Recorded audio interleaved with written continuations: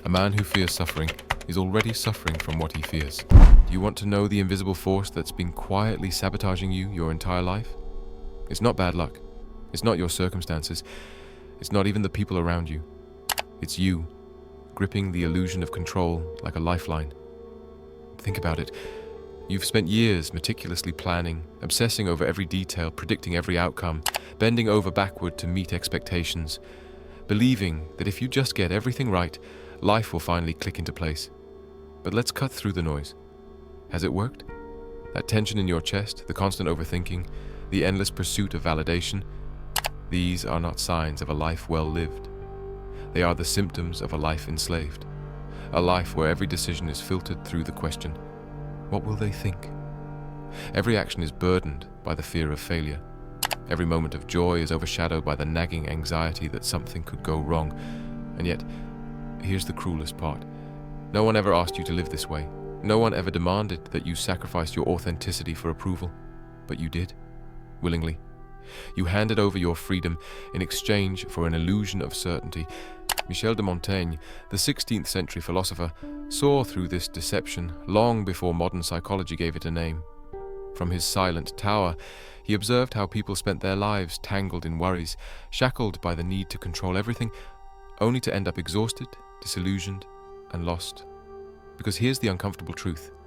The more you try to control, the less control you actually have. The more you grip onto certainty, the more life finds ways to slip through your fingers, and the more you allow worry to dictate your choices, the further you drift from the one thing that actually brings peace, letting go. So what happens when you stop worrying?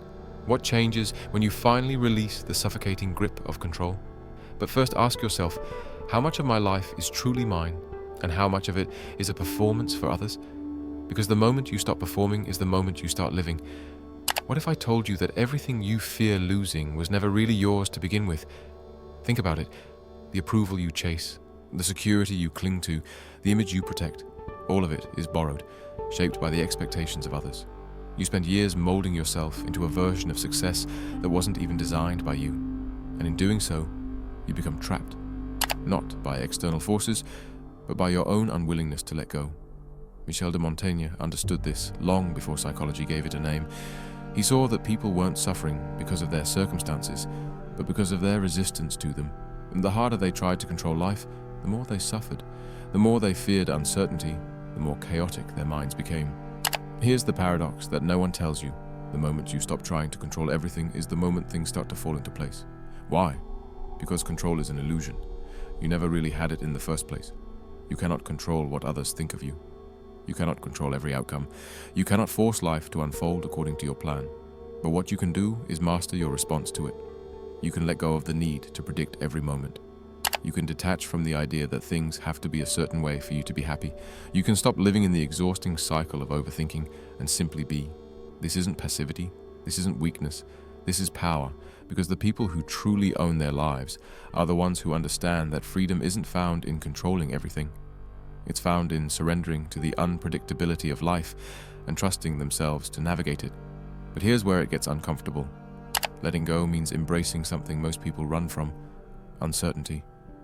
And that terrifies you, doesn't it? The idea of stepping into the unknown without a safety net. The fear that if you loosen your grip, everything will spiral out of control. But what if the opposite happened? What if by releasing the need to control, you finally found peace? What if by stepping into uncertainty, you discovered who you truly are? That's the uncomfortable but liberating truth Montaigne whispered from his tower centuries ago. And it's the same truth that still holds today. Are you ready to let go? Or will you keep clinging to a control that was never real? You were told that success would bring you happiness, that if you worked hard enough, built the right life, achieved the right things, you would finally feel at peace. But let me ask you something. If that were true, why do so many successful people feel empty? Montaigne saw this centuries ago. He watched as kings, philosophers, and scholars dedicated their entire lives to climbing a ladder that led nowhere. They gained wealth, status, and recognition, yet they remained restless, tormented by the fear of losing it all. Their success became a prison, not a liberation. And the same thing happens today. You chase promotions, social validation, relationships that look good on the surface, but feel hollow inside. You measure your worth by achievements that only bring momentary satisfaction before leaving you craving more. You convince yourself that just one more goal will finally make you feel complete. But deep down, you already know the truth. It never does. So what went wrong? The problem isn't ambition. Ambition is natural. The problem is why you're ambitious. If your goals are built on a foundation of fear of being inadequate, fear of disappointing others, fear of failure, then no amount of success will ever be enough. It will never quiet that voice inside your head whispering, "You need to do more." Montaigne offered a radical alternative: detachment, not from effort, but from the illusion that external achievements define you. He argued that true success isn't about what you accomplish, but how you live. Are you aligned with your values? Do you pursue what actually fulfills you, or just what looks good from the outside? Do you own your life, or are you still living for someone else's approval? Detachment doesn't mean giving up. It means letting go. Letting go of the belief that success will finally bring you peace, and instead realizing that peace is something you cultivate within yourself, regardless of circumstances. When you stop chasing the illusion of success, something incredible happens. You stop playing by rules you never agreed to.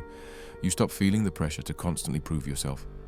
You stop wasting time on things that don't matter. And the best part? Life actually starts to work in your favor.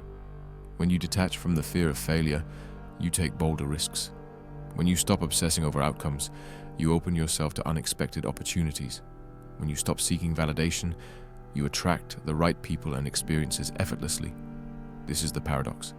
The less you need success, the more naturally it comes to you. But what happens when you finally let go of the illusion? Who are you without it? Are you ready to face that truth?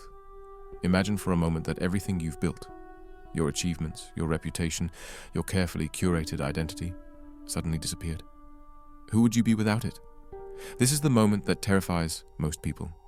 The moment they realize their entire sense of self has been shaped by external expectations, that they have spent years, maybe even decades, constructing a version of themselves designed to be liked, respected, and accepted, but not real. Montaigne saw through this illusion long before modern psychology gave it a name. He understood that most people wear masks, not out of malice, but out of fear.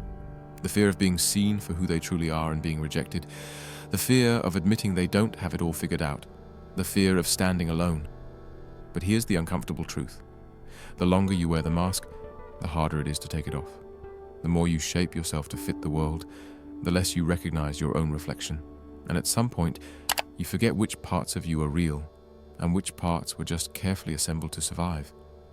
So what happens when you finally let go? At first it feels like free-falling, like standing in front of a mirror and seeing a stranger. The identity you spent your life maintaining starts to dissolve, and for the first time you are forced to ask, who am I really? This is the moment most people avoid at all costs. It's why they stay busy, why they distract themselves with work, with relationships, with endless noise. Because the silence of confronting yourself is terrifying. But here's what Montaigne knew. That silence is where true freedom begins. When you stop defining yourself by external markers, you give yourself permission to explore. You stop labeling yourself as just your job, your social role, your past mistakes. You realize you are not a fixed character in someone else's story. You are the author. And that means you can rewrite yourself at any moment. Of course, this isn't easy. People will resist your change.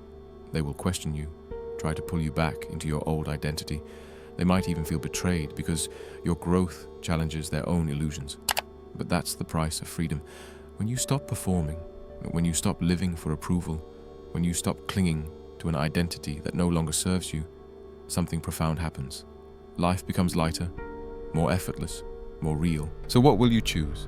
If this resonated with you, let me know in the comments. I choose to let go, because this is not just an ending, it's the beginning of something real. Like and subscribe to the channel, and if you would like to support the channel, check the link in description. Cheers!